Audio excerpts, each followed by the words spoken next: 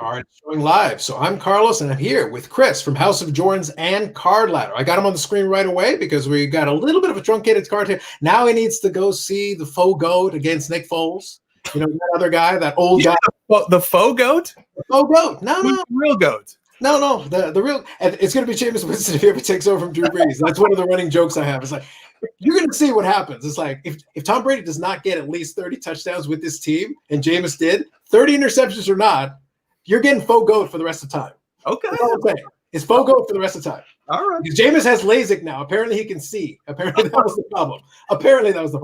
Well, I remember they said Zion had cut 20 pounds of fat and put on 30 pounds of muscle over the in between resumption of play and when play stopped. Mm-hmm. And then all the hype really didn't amount to much at all. So I got to see it before I believe it. No pun there on the LASIK. But think of how much hobby interest was drawn by like that amazing Photoshop job. Like I'm convinced it was Photoshop. Like I don't think I saw that on the court. It wasn't the same guy.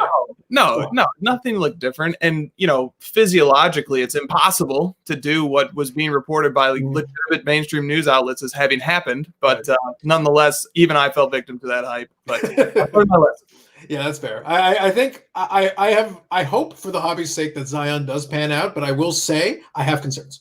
That's all I'm saying. I have concerns. Injury related or injury mostly. Injury mostly. Yes, absolutely. Okay.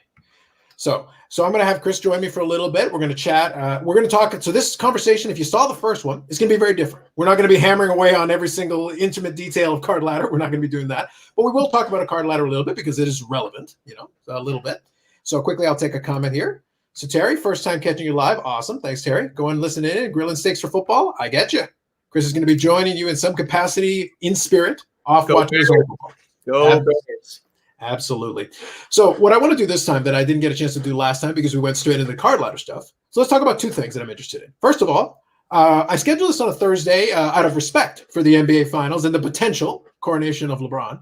So my first question is, do you think it's done on Friday? Is that the end, or do the Heat pull one more game out?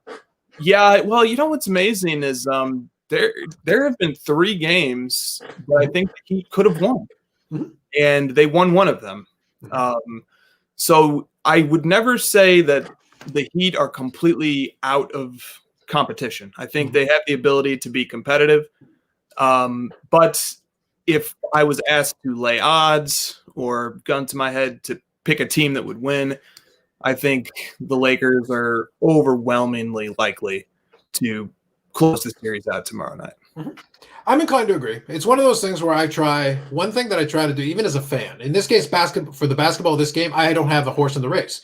But when I'm a fan, like I had my Dallas Stars in the Stanley Cup final, and I bet against them because I watched them play. And I was like, hey, listen, when I'm betting, I would like to win money. My goal is to actually win. I'm going to root to lose money in this case, but if I'm going to bet, I bet with the intention of winning here. Right. That is my goal. So I try to be as objective with that as possible and separate the fandom from the analysis. Speaking of betting, so this has happened twice in this series. The Heat covered on a last-second meaningless shot. It happened in Game 4. Tyler Hero. The game is over. The Heat are down by 9. Yep. The line is 6.5. And Hero makes a 3 at the buzzer that means nothing to the outcome of the game, but he shot it anyway, and the Heat covered. It's happened twice in this finals. It's got to drive guys nuts if they bet on the Lakers, and then the Heat covered. Chris, basketball has never had anything with shady points. I don't know what you're implying, sir, but that has never happened. I'm aware of they're fine, upstanding citizens, all the NBA folk. Of course. I would not besmirch their reputation in that manner. That is not my way. But as I slowly build my reputation of grumpy, snarky uncle of the hobby, that's my job. But yes, absolutely. So let me quickly throw in here. So, the guy, Jokic did in fact come in shape. He played very well in his stretches of time. So I think that's a very valid point. And so I'll say hello as well to Cardboard Max from Buffalo, New York. Go Bills. The Bills are at least playing well. So, and Josh Allen, I went skipping through through a box of like Prism that I'd opened a box a couple of years ago back when you could actually buy the box. My only regret was not having the closed sealed box because the sealed box was worth way more than the contents of the box. Yes. But I did find a Josh Allen Prism rookie in there that was sitting in kind of my commons box. So like, sweet. All right, I'll take it. That's no longer a common. That's a win. That's a win. Those PSA 10 are like holding steady at over $600 right now on the base. And I would send it into PSA if I could get it back in less than 46 and a half years. I don't know if I have 46 and a half years, but if I did, it'd be great. Good luck. Exactly. So that's fair. I wanted to put a little sports talk off the top. We're gonna have a little fun with this one. So let me ask you this though. Now let's shift over a little bit. We're gonna get back into the hobby piece. I know that you've dabbled in a couple of different things. Obviously, not just buying Jordans anymore, and not just buying Luka anymore. I know you did a little bit of Christian McCaffrey, and you bought some cards here and there. What's going on? What's on your radar now, collecting wise? Yeah. So collecting wise, it's always Jordan and Luka as my two PC players. Sure. I have a strong appetite to add a new Jordan card. So I'm in the market for one right now, but I just don't know which one. I'm also playing tag. So there's somebody who has for sale second year Luka 1/1 that I want. Okay. And we've been playing this back and forth game where like I'll offer X. They'll come back with 5X, literally 5X was the nice. Okay. Now they're at 2.5X, and I'm at 1.25X.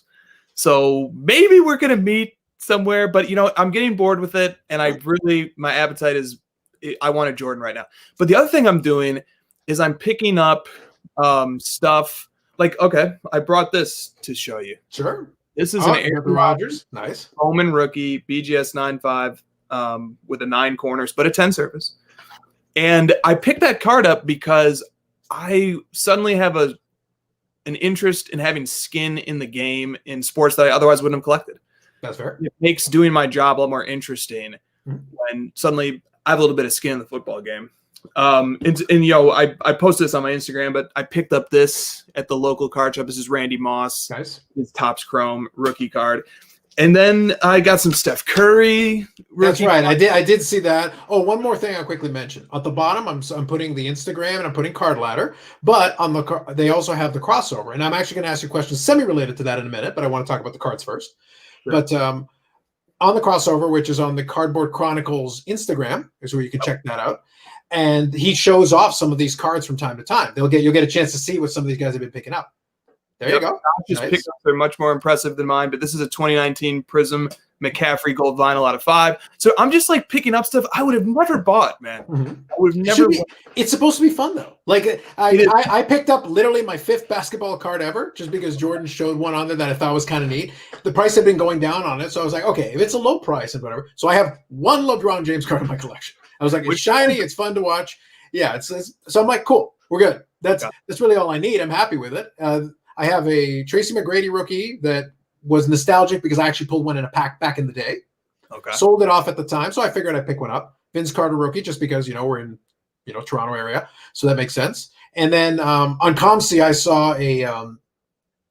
I saw another rookie card of for some reason I'm blanking.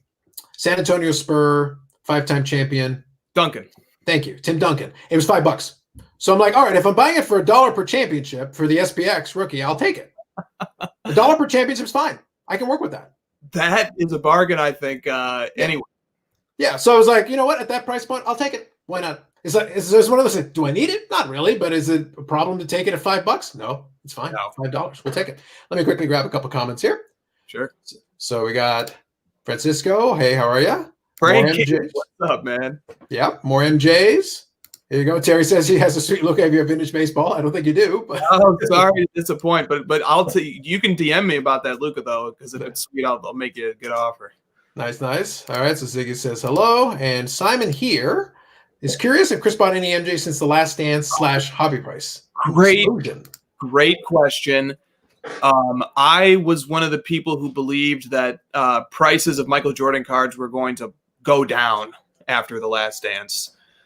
And a few of them did, but now just about any Jordan card you can name, with a few exceptions, is even higher. And so I was dead wrong about that, much to my chagrin, because I fancied myself somebody who would be able to more intelligently navigate that segment of the hobby. But I made the wrong bet, and I waited to make a move on the big Jordan card that I want to make a move on. And now I'm going to have to pay even more for it than I would have if I just would have went for it during the Last Dance. So It sucks, but somehow Jordans continue to go up. I think that's just more of a byproduct of the hobby-wide strength we've generally seen here in the last however many months. Mm-hmm. I think that's fair. So I'll show you here. Terry does make reference to it. So the Luka apparently is a rookie year opulence auto, 7/25 on ComC. So there you go. So you can check it out for yourself. Okay. Thank you, man. Pretty good, pretty good. So let me ask you a couple of quick questions. I wanted to talk a little hobby and cards, a little sports first. I have a little, very different, like I said, very different speed compared to the first conversation. And another thing I'll let everybody know, so 2 quick programming notes. One is, if you have seen my channel before, you know I had a chat with my buddy Amit a couple of times the last little while. He enjoyed it so much, he insisted he needed more FaceTime. He wants to be a star. I get phone calls all the time from his agent. It's disturbing. It's a little bit much. Now, okay. Oh, like, listen, it's all gone to his head. I created a monster. I'm sitting here doing my thing, and it's like, I don't know if we have enough room for that much arrogance. Like, I bring mine to the table, but now I've got his agent and I've got all his publicists, and it's absurd. Oh my god! These are the problems I have to deal with. This is what I have to do. But so I'm going to have him on again to have another kind of a chill live stream. We'll do it on a Sunday. It'll be a week this Sunday. It'll be the 18th. And we'll just be hanging out. It's a very fun stream because it's basically us just hanging out, talking hobby. Any questions are open. We're more than happy to talk about it. We'll probably bring a topic to the table, but outside of that, it's open. It's open season for whatever we come up with. We had a lot of fun, especially in the last, I would say, half an hour or so. We just went into total silliness. We were talking about, rainbow PSAs of every grade, and Amit was having a good time trying to figure out how he could make this happen. It was meant to be fun. It was meant to be enjoyable for everybody, and I think we had a good time. So that'll be happening. Now, one more thing I want to talk to you about here as well, before we get into like the main concept topics. So let's talk a little bit of card ladder stuff because there's been stuff going on. Sure. So let me ask you one thing first. Obviously, there's some new features going on, and I got it. So what I'm going to do is I'll share a little bit on the screen here while we're talking. Nice. I'm not going to go feature by feature, but we'll keep it simple here today. Talk about a couple of things. So obviously, this was just like today. So submission sorting functionality. So Josh has been busy. So good on him. Josh is busy, man. He rolled out 2 new features today. That's right. Now, this is the other thing I want to talk about as well. So one more thing first, and then I want to talk about this. Okay. Now, specifically, one feature that you had on there, and I know I saw a little thing about it, was you guys rolled out the marketplace as a beta. You were trying out some stuff, but the marketplace has been pulled off. Indeed. Now, you can say as much or as little as you want, but do you want to kind of elaborate on that a little bit? No way. I do not want to elaborate on that right now. Okay. But just what you said is true. Yeah. Okay. Fair enough. So that, for reasons that we'll go with. All right. Sounds good. So let's do this. This here is part of a blog that you've got going on. So right now you've got this guy. So this is new. Right now you guys have started to delve a little bit into making some side content. So you've got the blog going on, and obviously you've got some posts on here. Francisco's also on here, so we'll feature him as well. Now, this is kind of interesting. You've delved into this now a little bit. Is this kind of one step, because you've got the blog, and then I know you guys also, like, as a side mention on the crossover, you did mention also the possibility of maybe doing something card ladder related, almost maybe in the podcast realm, something different from the crossover, because the crossover is kind of a question and answer Instagram show that then gets downloaded and brought over into YouTube, which is a great format. You can find it and you can watch it on replay, which is cool. But any plans for like an actual podcast, labeled with the Card Ladder brand? So no, no, there's not. And let me know if I'm chopping up a little bit and if it's my connection, because it's a little bit digitally. I can still hear you. Okay, good. If I need to repeat anything, let me know. So no, there's no plan of a Card Ladder podcast or anything like that. And but we are working on different types of content. The thing content-wise that we like is there's already a lot of great content in the community.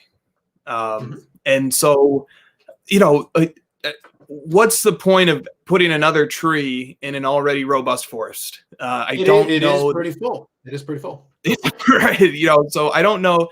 But if we have something to offer, something unique or something valuable to offer. And so that's like the blog, for example, is where we saw a space where maybe we do.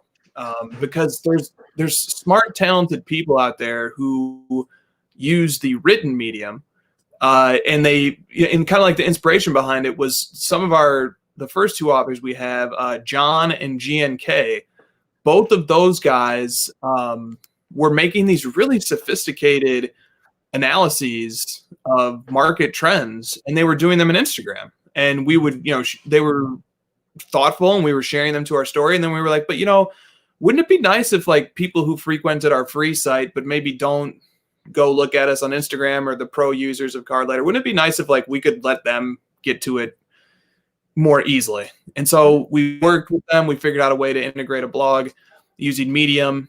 And then we were like, let's share this stuff and let's see if people like it and how it works. And so we're in the early phases of trying that out.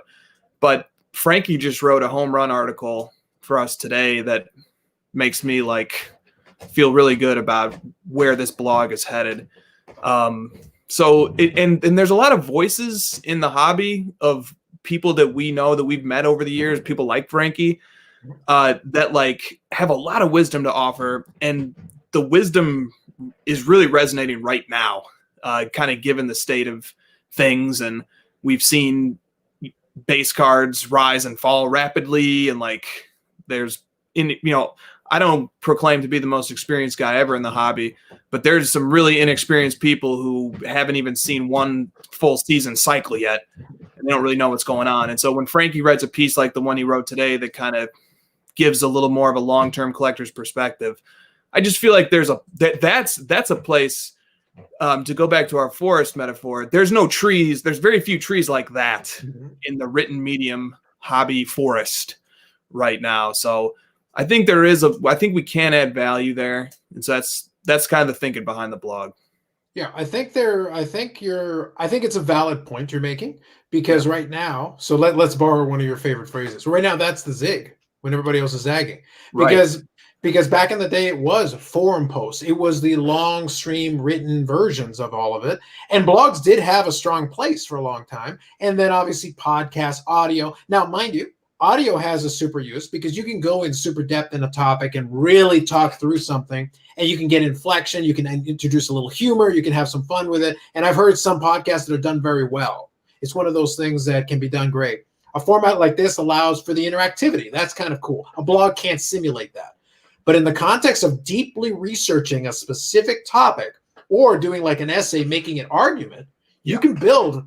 My old schooling was, I was an old history major. My job was to write essay after essay after essay. That's what I did. And I did them in my sleep. Yeah. But you had to build an argument. You had to learn how to structure it so that you build it, explain it, give me more, and give me more.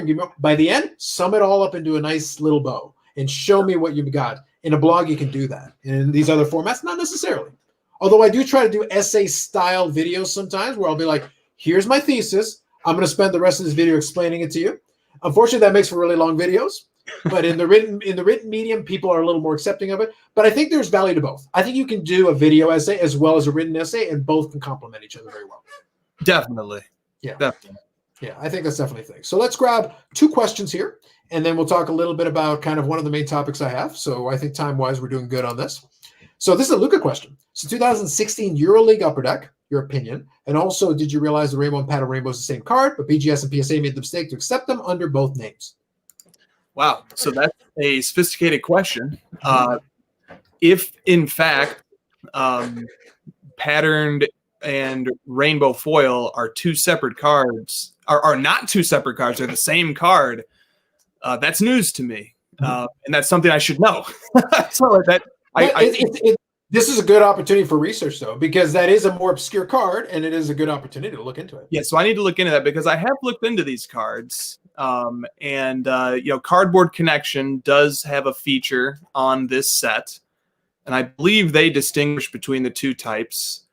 And I believe that I've never owned either, but and it's an interesting set because like both cards, if I recall correctly, are redemptions that were obtainable through ComC, if I'm not mistaken, in exchange for digital cards that you picked up. Or there's something interesting like that. But and I'm pretty sure that collectors who've owned these cards have said that there's 2 different finishes, but I could be wrong about that. So so that is something worth looking into. Was there a second part of that question? It was just related to BGS and PSA saying accept them under both names. It's just basically alluding to an inconsistency. Yeah, well, man, if BGS and PSA and myself and Cardboard Connection are all wrong about that, that's not good. So that merits further research. Can I tell you a quick BGS story? Yes. Related to, okay, so really quick. One of my favorite BGS stories. So I submitted a bunch of cards, BGS, years ago now, a bunch of vintage cards under the BVG banner. So I wanted to get a couple of my Mickey Mantle cards, a Sandy Koufax rookie, and a couple of these things put into slabs for, for my purposes, to have them for my collection. So I sent it all in, came all back, reasonable time. These are back in the days when you got them within the time frame that they promised. So, novel days. But so I got my cards back, all good. Everything was in there, awesome. And everything was labeled more or less correctly, and the grading, I think, was pretty fair. Problem. They completely swapped out the labels on almost all the cards in the order. Oh, jeez. So I had a Sandy Koufax rookie card that had a 1955 Bowman Mantle label and vice versa. And I was just sitting there like, it literally says Sandy Koufax on the card. Yeah. And the other one says Mickey Mantle on the card. And you can't get that right. That's concerning. Yeah, and the issue compounds, because then you got to ship the cards back, and you're dealing with insurance, and yeah, I crossed over a couple of them PSA afterwards because I was like, I'm not bothered with this. This is not worth my time to go and argue with them. But I was like, there's really no argument, guys. The Sandy Koufax card says Mickey Mantle on it. That's wrong. You're right. Can I give you I'm developing a take. Okay. On what's going on in grading. Oh, he's got a take. Hold on. I'm going to back up here. Go ahead. Progress. Give a take. I feel that the grading companies are betting perhaps against us when they, as an industry, as a hobby, as collectors, when they don't expand their operation, even after we've had months, maybe even one could say years of evidence supporting that there is a very strong demand for grading and it's not curtailing in any way. And the fact that and I understand that it's difficult to employ graders, but by the same token, that's maybe because they're not paying people enough as well. I don't know. I just don't know how the economics of that work out. But it seems to me that if these grading companies wanted to bet on us and on the success of our industry, that they would begin expanding their capability to meet the demand. And I worry that the reason that they don't is because they don't think that this industry long-term is going to be sustainable at the current level of demand for grading that exists. So they're just happy to have this overwhelming surplus of supply or overwhelming surplus of demand for their services. They're going to provide, the same amount basically that they've been providing before. If there's backlogs, that's great. That just means that people just love them that much. And they're just content to kind of go at that speed. And so that's my take. I feel like grading companies are almost at this point betting against us. What do you think about that? So I'm in general agreement with the premise of your argument. The one other thing I would point out in the same vein, and it was brought up somewhere, and I apologize. I love to give credit when I hear it, and then I agree with it. I want to throw it out there so that they get their props. But you have to bear in mind, some of these are publicly traded companies like Collectors Universe that owns PSA. So on the one side, they'll brag about the backlog as an indicator of demand. But then on the other side, they basically won't act quickly enough to resolve the issue of the backlog. And instead, they'll raise the prices on it. And my assertion was, well, there's really no reason for them to do it because they can sit back, they can collect the extra money for a while. And if it turns out demand doesn't drop off as much as they would think, then they can always bring back those bulk things at a slightly higher rate. You already proved the market will take it. So you may as well then get the extra money out of it as well. Yeah, as I think about it, maybe there is a useful path dependence to the fact that they continue to permit these backlogs, because if grading was on a perfect turnaround system, a lot of the inefficiencies in price discrepancies between raw cards and grading, I think, would evaporate. And you no longer have raw Marquise Brown 2019 Prism base football cards selling for 1/20th of what the PSA 10 costs, when the likelihood of PSA 10ing is like probably far greater than 50%. So it literally doesn't make sense, the price discrepancy. I think part of the reason for that is because people are discouraged from grading for, among other reasons, because it just takes so long to get cards back. So that actually creates this like premium that graded cards get that they might not get if the backlog didn't exist and anybody could avail themselves of the grading process easily and seamlessly whenever they wanted. So there is like a utility to how things play out right now, because it just means that only the real serious hardcore guys are going to be the ones who pick up all these raw cards and go grade them. And then they're going to end up making the money, and their patience and their discipline is going to end up being rewarded. So like, I'm not just like coming in here and saying like, hey, let's just blow up the system and everything's going to be fine. It might dramatically change things if the grading companies suddenly became perfectly well-oiled machines. But nonetheless, I do take it as a sort of vote against us that they don't expand. That's fair. And I think also at the same vein, one thing that we kind of have to bear in mind is that they're not unaware of the market. They're not unaware of what the backlogs cost in certain ways, but that's a calculation made. Everything's a calculation. Somebody out there is crunching the numbers and figuring out like, what can we get away with?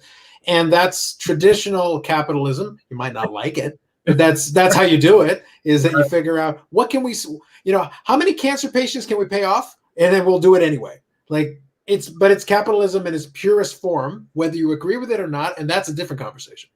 But that's a very valid point. I think it's very fair. And I'm in general agreement with your take. And I think as we go along, I think more data points will back up a lot of that thesis and a lot of that thought process. Now, let me ask a kind of a simple question here, because Simon brought it up, a good question here. So are Card Ladder members able to post blogs? I think it's kind of a curated thing, if I'm not mistaken. It's like as a general item, no. The answer is no. But we are definitely happy to receive submissions from people. So, and the way the process works is it's very easy. You have a Medium account, which can be set up in a matter of seconds. You write your posts completely within Medium, which enables you to post pictures. Medium is just an amazing platform. And so you write your post in Medium, and then when your draft is ready, you just submit it to Card Ladder, and then we will look at the draft and decide to post it, or review it and whatever. So, but in order for you to be able to submit it to Card Ladder, just reach out to us on Instagram, because we need to add you to our Medium account. So like, it's really that easy. You make a Medium account, message Card Ladder on Instagram, say, hey, I have a Medium account I'd like to write for you. Say, great, we'll bring you into the system. You can write an article, write a draft, submit it, and then it will enter into a review process. That's fair. That's fair. So real quick, I'll throw in Simon's comment about this. This is basically what we alluded to. Same service, keep upping the price, and we're going to see how that plays out. I think in the spirit of time, I won't spend too much more time on that. But at the same time, I'm in general agreement. But I think, Simon, what's going to be interesting is what that forces the market to do. And that's kind of what Simon's alluding to here. Does the grading price increase slow return times have an effect on both type of cards that will be graded at a premium price? I won't speak for you. I think the answer is yes, because it has to. Yep. No, you're exactly right. Yes. Yeah. So Simon, you're bang on. Your thought process is right. You're headed down the right path. So let me grab one more question, and then we'll do the main one, because I don't want to leave him out. So Dustin, personal finance dad, wrote he just wanted some thoughts on whether short-term only flippers have moved out of the hobby or not, and opinions if the hobby has captured new long-term collectors over the last 6 to 9 months with all the excitement again around cards. Now, this is a deep topic, Chris. The filibustering urge is strong. But just I know this. I know this. But all I want to say is, I think let's get a couple of high-level thoughts on that, because one thing I'll let everybody know, because like I said, we're a little truncated on time today compared to normal. I will bring Chris back in a time where we can sit down and really do it, because now that we can do a more general hobby discussion, I want to sit down and really have a chat. Because from time to time, I'll bring Chris back. I'll ask Josh to come down. We had a lot of fun in our last conversation. We can do this when the opportunity presents itself. I want these guys to have time to do what they need to do. They're busy. But when we can do it, I'll bring them in, and we'll definitely have a chat, because there's a lot we can talk about. No question. Sure. So some general thoughts on this. Yeah. Flippers, maybe. Yeah. Maybe. But I think flippers as a personality characteristic tend to have high levels of self-confidence and stubbornness. And that type of person will ride out a dip rather than admit defeat and sell at a loss. So I think flippers actually may be more sticky than we might give them credit for. Could be wrong, but there's like a counterintuitive take on the flippers. And there's always flipping opportunities too, and people get smarter and they learn more. So one point I'll make here, just insert, just going back from history, flippers have always existed. Yeah. Even when the hobby had its crash, quote unquote, after the overproduction boom, there were still flippers. They never left. Some of them are determined and they'll hang in there over time. Some of the lighter ones who can't afford to hang if the prices really dip, they'll go. But then some of those came back when the prices came back up. So it's like they'll go away, but then they'll come back. So it's like, did they really go away for that long? And they'll learn, but this is a weird set of circumstances to learn under, because we have never had an NBA finals happen in October. So this is a very bizarre set of circumstances seasonally, and it could be very confusing potentially for people, because there are seasonal dimensions to the sports card market for different sports, and people who are trying to understand like the ebbs and flows of the NBA, but they only have this year as their basis to understand them, are going to be confused. But there are clear patterns that we've seen over time where, like right now, for example, and for the next few months, historically, the offseason has been a pretty good time to buy prospects who are out of sight and out of mind. So smarter flippers probably know that. But okay. And then the other one was, are we seeing the entry of more long-term collectors? Yeah. I don't know. And I don't really have any anecdotal stuff to offer to this either. I don't know many new people, period, who have come up to me and said, I'm happy to announce that I've become a long-term collector or anything like that. But because I think it happens without them realizing it. Yeah. But can I throw in 1-2 cents about this? Just in the thought you're having. Sure. I think it's going to happen mathematically, but I think the folks that really want to push that narrative also think the number's higher than it is. There will be, just by the nature of exposure, there will be. But one point and this is an ongoing discussion with Jeremy and myself, is that he always kind of angles in on the idea that, there's new people. And I'm like, yes, mathematically there has to be. Like it's a math problem at that stage. But at the same time, I'm like, but if they didn't have the nostalgia to pull back from, it's very hard to manufacture nostalgia in your adulthood. Mm-hmm. Like, can you do it? Yeah, but it's really hard. I do think about that. If I had never encountered sports cards, would they still seem as cool to me as they do while I have this nostalgic connection? And so it's just a thought experiment. I don't know. But if people experience the hobby the same way I have, I didn't come into the hobby thinking it would be long-term, thinking it'd be short-term. I wasn't thinking like that. I was just like, cards are cool. I rediscovered my cards. I'm having a good time. If people have the same experience I had, which is that they just love the cards and you end up meeting some cool people along the way, I think there's a good likelihood that plenty of those people are going to, continue to enjoy the hobby for a long time, simply because that's how it's affected me. I think that's fair. I think your experiences, your mileage may vary. It will be based on your experiences and if it's strictly for the profit motive, as soon as the profit goes away, so will you. If there is some enjoyment that you derive from it, there may be some more stickiness to it. That'll help. That can only help. I think that's a fair synopsis at least for the moment.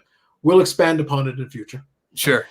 But for this one, so let's have a little time. Fractional ownership, Chris. Okay. Let's talk a little fractional ownership, because I want to at least get a couple of thoughts here about this one initially. We did discuss a little bit. Not a problem, Dustin. Glad we could throw it in there. But by the way, like I said, if you throw questions in from time to time, I will do my best. I'll try to incorporate what I can so that we can at least do it. One more, but as far as the fractional ownership piece is, high level, we've talked about it a little bit. It's a simple concept. You take an asset, and the reason why I kind of push back on the concept a little bit is because there's no innovation here. An app isn't new. We have a lot of apps. Go check your your Apple App Store right now, and you'll see there's a lot of apps on everything you can imagine. So that's not new. Markets to trade securities or commodities, also not new. I look forward to pork futures somehow being innovative, because apparently innovation. But the thing is, you took an asset, and on Sports Card Live, Jeremy interviewed Ezra, the CEO of Collectible, one of these things. And in his explanation, he did a very good, by the way, I want to credit. He did a very good job trying to explain it and talking through it. My opinion didn't change. My thought process didn't change. He didn't add anything new to the conversation that I wasn't at least peripherally aware of or suspected based on what I had read and seen. But he did an excellent job explaining it. But I wouldn't say concern, because my thing is, can you make money on this? I think you can. Like any other market, though. my only thought process was, and then I want to defer to you to have a little time to chat as well. My thought process was, you could technically do this with anything. The fact that you don't have any real physical tangibility means, does the card even need? I'm not concerned about whether they actually have physical possession of the card, because I'm going to assume that they understand enough to have it audited, to do those checks and dot their I's and cross their T's. I'm going to assume they do that. So I'm going to give them credit for that off the bat. But regardless, at that point, does it really matter? You could do that with a Panini blockchain card. What's the difference? Like, in theory, there is technically no difference in what you could do here. Any thoughts on that? Yeah. One of the threads that you tugged at there was the idea of if you don't ever get to take physical possession of the item, is it even, what is it at that point? It's just pure investing. It's not collecting. Mm-hmm. And I do have an idea that might be, I'll just do it now. So maybe one way to start veering back toward being something that could be properly categorized as collecting, which is a term that really matters. And I think like collecting is there's some important fundamentals to what makes collecting and what makes a market a collectibles market that like are really important to understanding why sports cards as a market are where they are. Mm-hmm. And the way that maybe we could veer back closer towards collecting would be if people who own, for example, like a share of the 1953 Mantle PSA 10, mm-hmm. if one of the things that Collectible did was a pop-up tour, where they have like a pop-up museum, and they go to Los Angeles and San Francisco, maybe Calgary, maybe Toronto, New York, Chicago, Miami. Look at you pandering to Jeremy and me in our relative locations. Big time pandering here. we go to all these cities, right? And you roll out the museum, because I read on their website they have over $30 million in sports card collectibles, and you just roll out for a day the items and you display them, and owners have VIP access of some sort, and they can go and hold the card and take a look at it as part of their ownership package. And they can, and it can be a spectacle, and they can call news companies to come and cover it, and it could be promotion for their company, and like all the owners of the card can like meet up and just say what's up and like convene and enjoy, hey, we all did this together. This is cool. So like I think that's like one way to veer back a little bit towards collecting, which is important. That's like the point I want to say is like, the collectible nature of sports cards is at the very heart philosophically of why they have value. And the game changes in ways that we might not be fully ready that we might not be fully ready for if we take the collecting completely out of the picture. Mm-hmm. That's a very fair synopsis. Very fair. I like the Simon through. So he's got a couple of comments here, but I'll throw this one here. Sydney, Melbourne. Yeah, Simon's from Australia, so listen. You pander to us, I got to pander to Simon a little bit. Give him a little bit of a plug here. But no, I think that would be interesting because you're creating an experience associated with it. I think that's a real thing. That would, I think, add to the fees, but it's still a good idea. I actually think that would enhance the package that is. Now, let me throw one more thing at you related to this as well, because there's a little bit of room here to at least think through. And this is right in your wheelhouse. So I'm actually going to put it right in your wheelhouse here. Okay. The whole thing with the IPO, and this is one of my challenges to the concept, isn't that, again, it's not that it can't make money. It's not that the card can't appreciate and you couldn't do well, because I have to treat this as an investment. Because right now, in lieu of having the experiential part of it, all I've got is the investment part of it. So I have to measure it as an investment compared to other investments I could make, which I'll address in a second.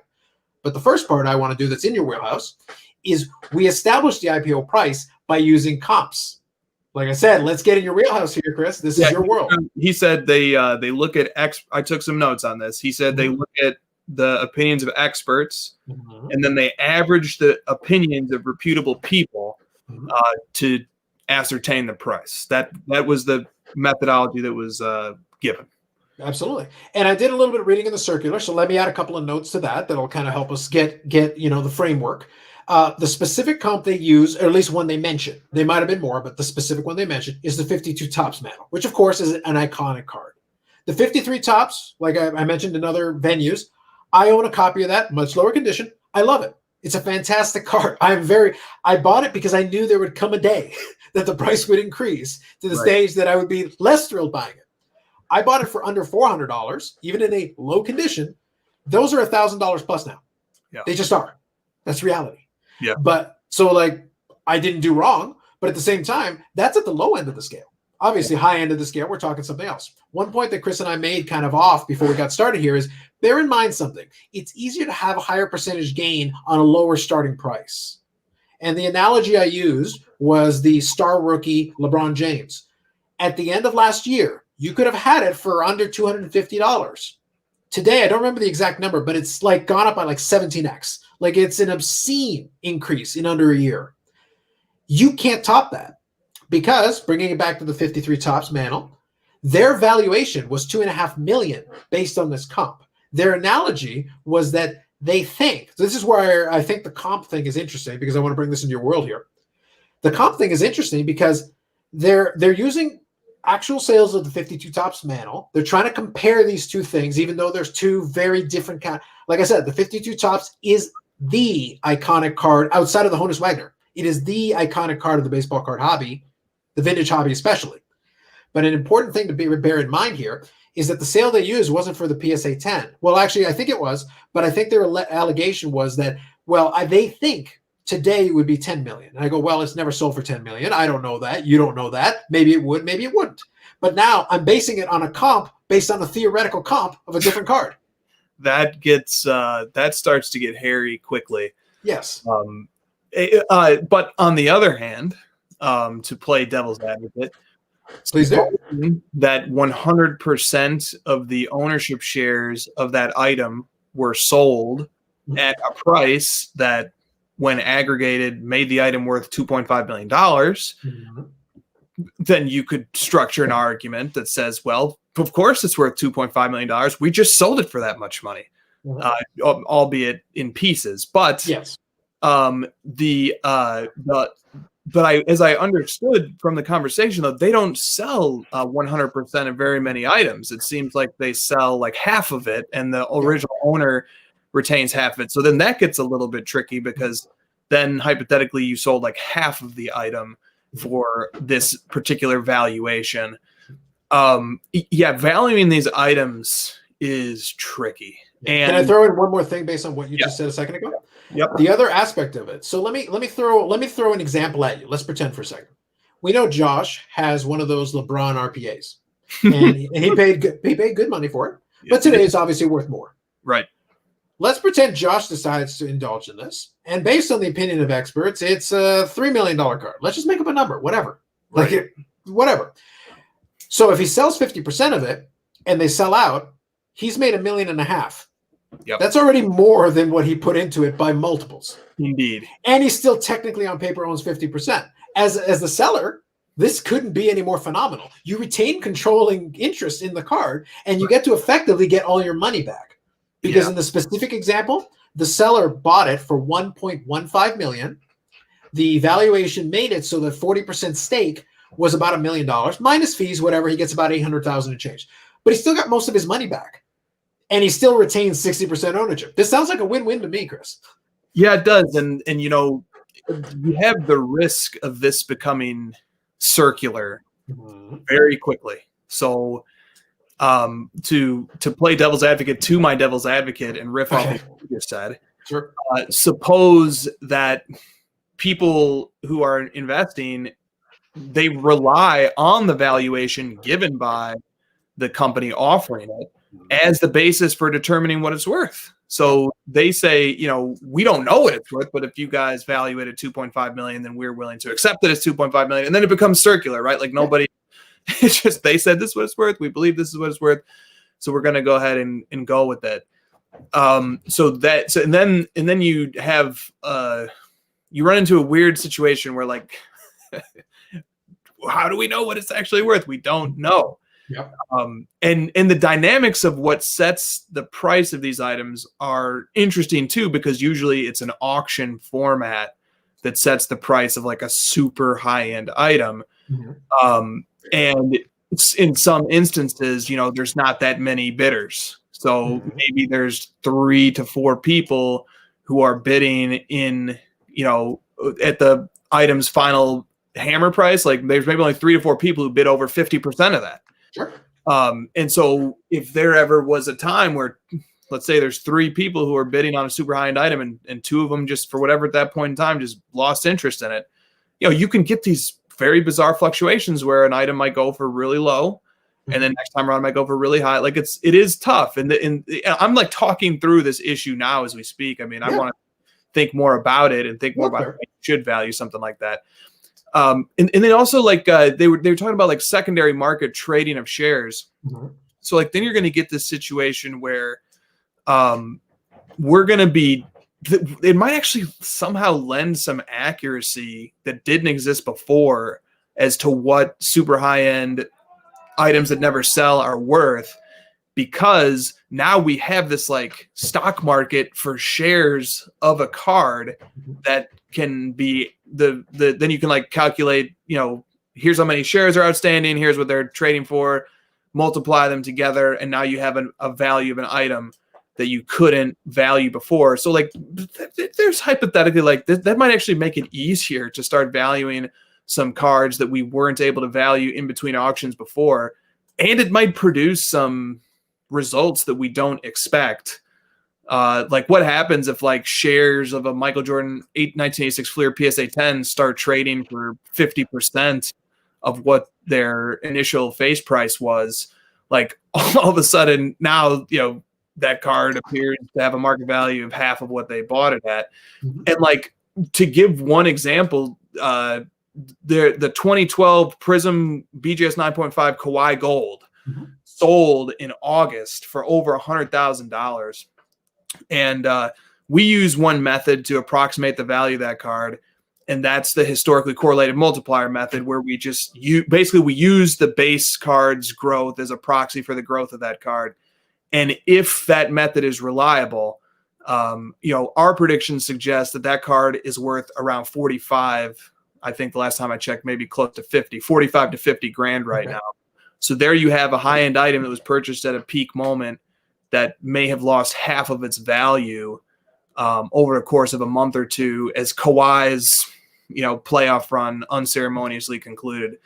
So, I mean, we've never been in situations where we tried to value these extremely rare, super high-end items on a day-to-day basis. We waited auction to auction, sometimes year to year. And like we've experienced, with Card Ladder trying to project values of stuff that doesn't sell very often. And sometimes the projections are good and sometimes they're just not. Can I interject 2 little things into exactly what you're talking about? Now, one more thing, I'll let you know. We're running about the time you wanted. So we got a couple more minutes. Are we good? Let's go into overtime. Let's go into overtime. Okay. So 2 things I want to introduce into this. And like I said, this isn't the final answer, everybody, but I wanted to talk with Chris out a little bit of it because I like to talk with different folks that think about the hobby. That's the reason why I wanted to have him on, and the reason I have Josh on. And I want to have people that are thinking about this stuff and are considering, because the final answer, we haven't arrived to it yet, but I like discussing it with people who will think about it, because then we'll go to our respective camps, we'll give it some more thought, we'll come back and we'll argue some more. And then that's how we further things along. But an important thing that is a factor, the reason why I use that Panini blockchain example is that as soon as we enter into that possibility, like I said, as soon as you disconnect the tangibility at the moment based on the person's situation, you've got 2 things going against you. Number one, you put a 90-day lock-in period, in which case you're not making a dime during that period because you can't trade. The second thing is once you open trading, now it's an open market, which also means price manipulation is easier. You just buy some shares. Like, look, man, you bought the shares at 25. I'll give you 40. Yep. So does that mean it's worth $4 million now? Because if based on the math, a $40 share should mean it's a $4 million card. It just gained $1.5 million on paper. And if you're a person who bought it at 25 and you suddenly turn 25 into 40 and you have maybe 20, 30, 50 shares. Again, I'm assuming a lot of high-end folks aren't going to be buying 1,000 shares of this. Maybe they would, but I feel like if you have that kind of money, and the point that I made to Chris offline, is if you have that kind of money, there are so many ways to make money in this hobby that are faster, that are more liquid, that you can control, as opposed to this market that is you have zero control over. You're sitting there locking up your money for 90 days. And I'll use the dumbest example I can think of, just so we're all on the same page. For 90 days, you can't make a dime because you can't trade. So it's locked in at that price point. And let's say you buy $50,000 worth of shares. It's just an example. In Canada, we have a thing called the GIC. I know in the US, they have similar instruments. It's called a guaranteed investment certificate. It's about the most basic thing. It's based on a bank. It's federally, guarded and all that good stuff. You put $50,000, I can get 1.7% for 90 days. It's the same 90 days. I make $210. Okay. Just literally sitting in a GIC, doing nothing. Doing nothing. I make $210 doing nothing if I have $50,000 lying around. Is that a lot of money for somebody who has $50,000 lying around? No. But you know what is even less? $0. And if your card does go up in value, by the way, if it does appreciate, let's say it appreciates to $30 a share. Awesome. It's a $3 million card. You made $5 a share. Do you want me to bake your cake and roll it in? Like, how excited do you want me to get for this? How many shares did you have to buy for me to care? Yeah. Like, it's not a lot. Again, when Braun can go for $200 and change to like $3,700 in a couple of months, like you could have made a ton of money. So I'm just throwing that out there. Just something to consider. Again, I'm not against the idea, and I'm not against technology. I work in technology. I do that for a living. I love technology. But this is not innovative. It's not new. It's just another version of an existing market. If you like it and you want to do it as a novelty, cool. I'll applaud you. Go for it. But I'm saying if your plan is to make money, there's other ways. That's all I'm saying. Like, talk to veteran hobbyists. Like, they'll give you ideas. And one more point I want to make that also relates to this and also plays in your wheelhouse. One thing that we have to consider, traditionally, high-end cards are sold in auction, to your point. But one area we also have to consider that is also valid here, because this card is a pop 2, the one we're talking about. So there's one other one floating around there that could potentially impact this market big time. It could. If it went up for sale and they're sold for maybe a little bit more than the previous one that was 1.15, it suddenly torpedoes this thing, and you're sitting there with your money locked in for 90 days. Well, as soon as the market opens, boom. Yeah. Just something to bear in mind. Now, this is something that's also kind of interesting. Auctions are one thing. We can look those up. What about offline sales? This is on Beckett right now. This is brand new. Just I noticed it today. So Honus Wagner sold for $3.25 million, kind of a significant sale, and this was sold in a private sale through Mile High Card Company. So it is a verified sale on a PSA 3 Honus Wagner. Nice looking card, very nice. This is a big end card. This is a high end card right here. This is a serious business. This is a big boy card here. We're not playing. That's an offline sale. That's not an auction, right? But it's a sale. Yeah, and suddenly the accuracy and the truthfulness of reports like this matter quite a bit. Correct. Because if this was a card in a format like this, and it was also a PSA 3, this is extremely relevant. Because if you market price it for $4 million and the real sale offline is 3.25, where'd you get the $4 million from? Yeah, I know, man. And to pile on here, I thought those were excellent points. And to pile on here, since we're offering different points of view on this, what happens if like that card's a pop 2? Well, what happens if Rally Road, which is the other leader in this space alongside Collectible, what happens if they acquire the other one? And now both cards are the only two to ever exist are all just being traded now, and they are owned fractionally. What happens then? Yes, right, exactly. Simon hits on bang on. Simon, I was holding it because I suspected we'd get there. Excellent comment, 100% valid point. Yeah, I mean, the value of cards always historically has come down to how bad what type of people, how many people out there are willing to pay X amount to put this card into their collection for the pride of ownership and all the other privileges that attach. And if neither copy of that card can ever be owned by anybody going forward, it's just shares.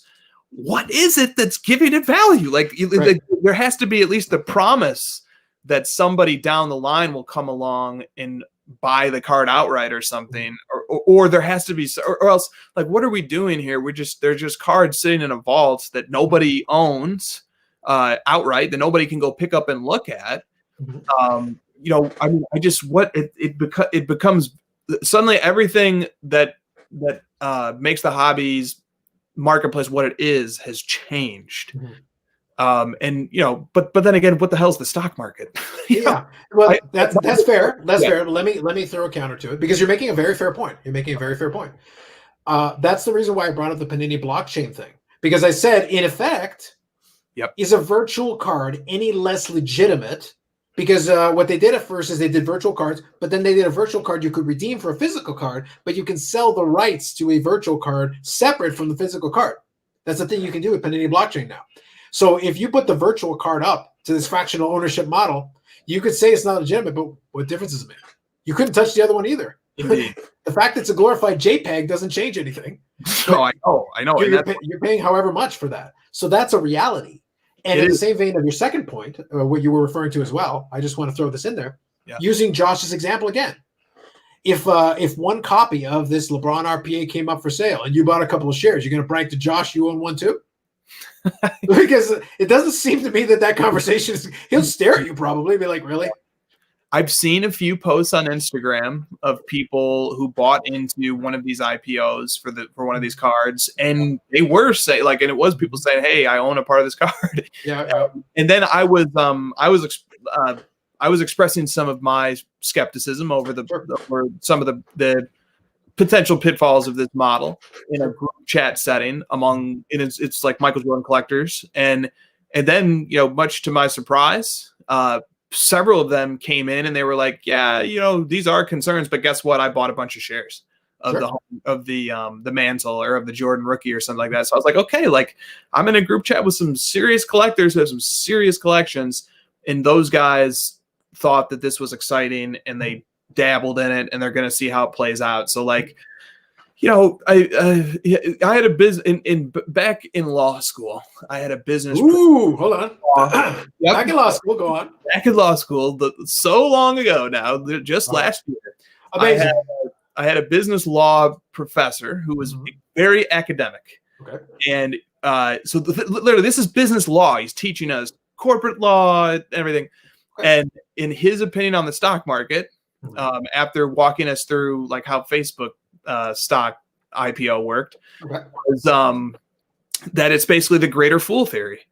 Been seen one person after another that it's going to go up in value with no real fundamental reason why. And like, I think part of his explanation was because like Facebook stock is never going to pay dividends, or very unlikely. That's a valid comp here though. That is a valid comp. One thing I would throw in the other side of the equation. So it's a valid comp though. If there's no dividend, if there's no additional thing that can potentially generate revenue to it, it's a very valid comp. So there are, though, plenty of companies, though, that do offer dividends. So if you buy shares in a company that offers dividends, more profitable for them, more profitable for you. And then sometimes they do stock buybacks, which in turn increases the value of your share. So there are things they can do to increase your shareholder value. And if they engage in those activities, then it's a win for you as the shareholder.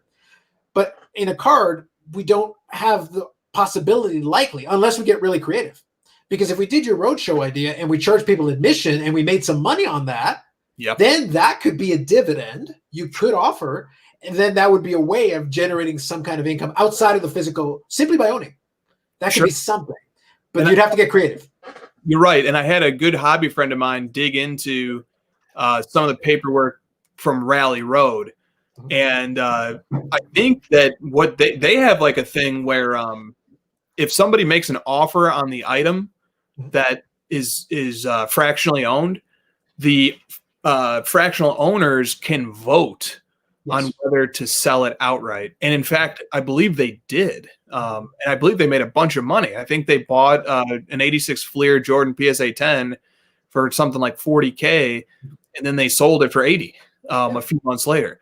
And they all just collectively voted to sell it, and they sold it. And so like there, you know, you have a situation where like that's getting a little bit closer to what the hobby traditionally is, because you have an item that's going to go at that point. It's just like, hey, it's like a group of people got together and bought a card and then they sold the card. Like there's still ultimately there's still the likelihood that that card can and will end up in a collection at some point. So like that's always going to be a possibility. That card will always have a market for that reason, because as long as people like collecting cards and want them, the pride of ownership, have it in their collection, you know, there will always be a more traditional market for it. So like that's an interesting development too, is like owners can vote to sell a card and then they can sell it to an individual.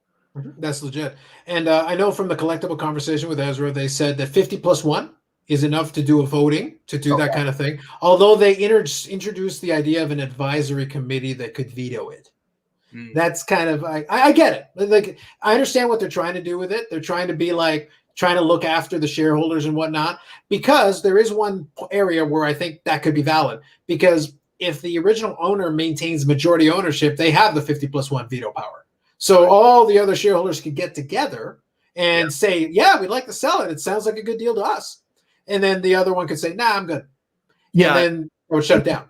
And you think about that. So when you have the majority shareholder, like, or the original owner, I think it's probably pretty important that they don't get to have possession of the card, which my understanding is that they don't.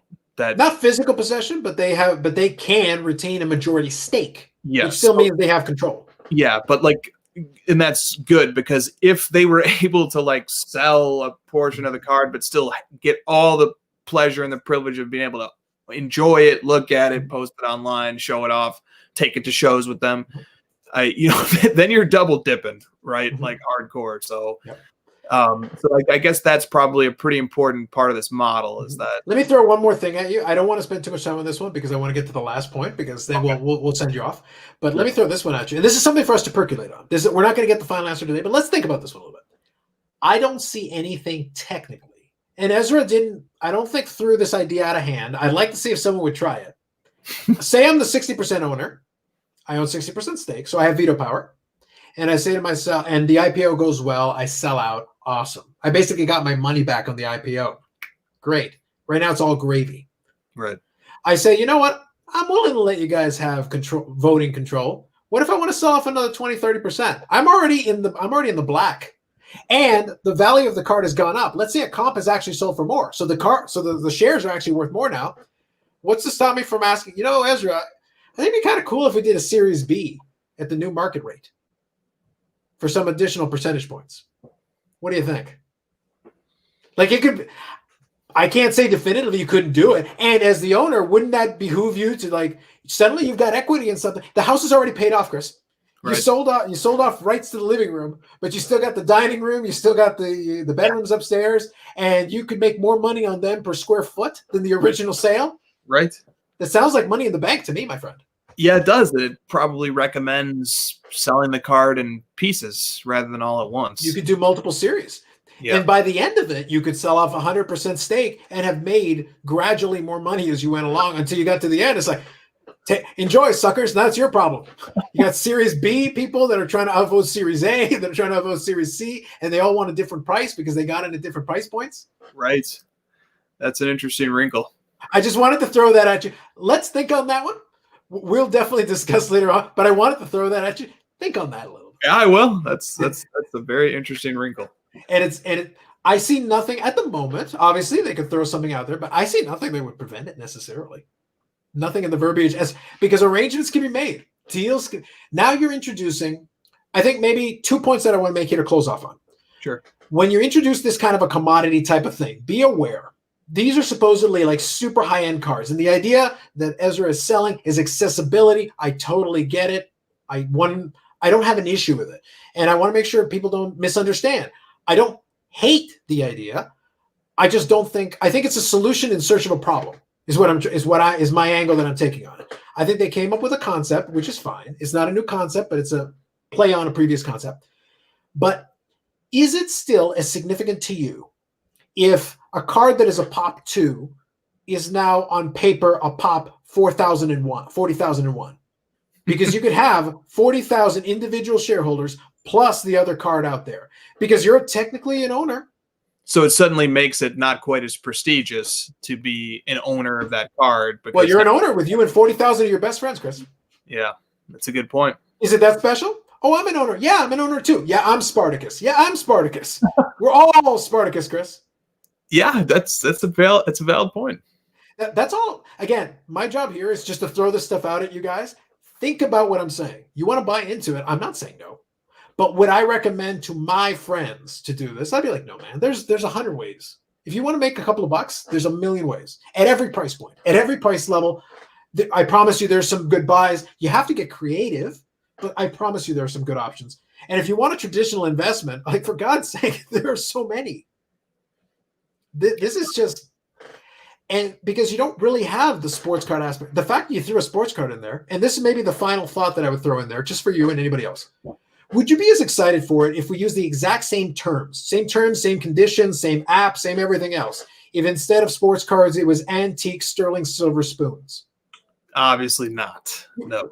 So, but I didn't change the terms, Chris. So what's the difference? Right. Like, antique sterling silver spoons could go up in value. I don't know. I can't tell you definitively they can't. I'm not in the antique spoon market, but you're telling me it can't go up. That's the hottest market out right now. How do you know it's not? But the point is the same. Like, maybe you're not, if your answer is you're not as excited about it, I say, well, it's the same business model. Yeah. I didn't change it. Yeah, no, you're right. And I guess it's a way to let people capture their knowledge of, sports history, their opinions on collectibles, stuff like that, so I get it. I get why it's theoretically appealing. And the final thought I'll offer is, as somebody myself who is laboring through a startup in the sports card industry, I definitely have a world of respect for Ezra and Rally Road Collectible, everybody who's like going through that process as well. People are going to have opinions on it as well. So people have opinions about what we do, what everybody does. So, Godspeed to them. And, but there's been a lot of interesting and useful topics discussed here tonight, especially from you. I don't know if I said anything too coherent, but I think you made some points that are worth thinking about to anybody in this space. And I'll tell you this, we think a lot about what Carlos says, and he's made us the better for it. So I would recommend, taking a listen to it. Listen to Carlos and you'll level up. We've been down this road. There you go. That's what I'm trying to say. I want to see you already did. One more thing, I'll plug Chris as well. He was on the Card Talk pod, and he had a conversation with the guys. I listened to that podcast. I listened to a lot of hobby content guys. It's not just me making. It's like I'm listening because I want to learn. I want to hear. I want to do what needs to do. Because the only way that I'm going to learn anything, I'm not so arrogant. As much fun as I have, I'm not so arrogant that I plug my ears. I need to listen because I'm going to hear, whether I agree or not, I'm going to hear different things. A lot of the stuff I threw at Chris was I just sat there and thought about it. I sat in the office and said, like, what would be a potential issue? What would be another potential issue? Where could I go? What angle would I take on this if I was the owner? What could I do? Series B shares, Series C shares, Series D shares. I could do that. I'm sure someone's thought of it, but it just hasn't gone out there. It's not all roses and rainbows. You got to kind of think both. And now you're talking about, you got to treat this like an investment. And if you're talking about my money, it goes the same way as it did for my bet against my Dallas Stars. Was I happy they lost? No, I was very angry, but it made me hundreds of dollars because I bet with my brain.